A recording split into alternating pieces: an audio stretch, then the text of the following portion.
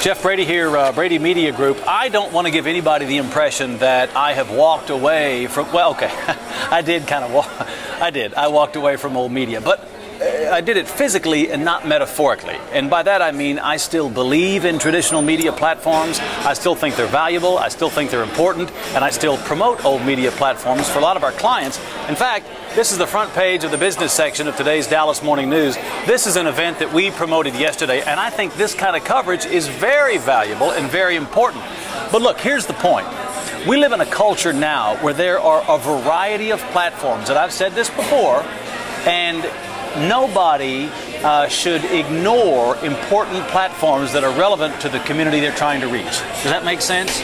So if you know your audience well enough to know that they read the Dallas Morning News, then you know what? You better be in the Dallas Morning News, communicating with that audience. If your community is on Facebook, then you probably should have a presence on Facebook and communicate with the people you need to reach using that channel.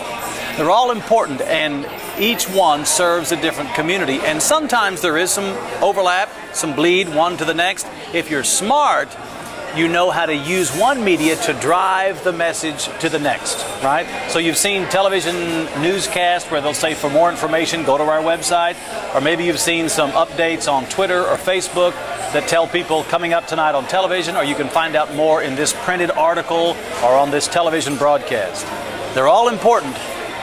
One of the most important messages, though, is that these new and emerging social media platforms are getting bigger and bigger and bigger, more important and more prominent.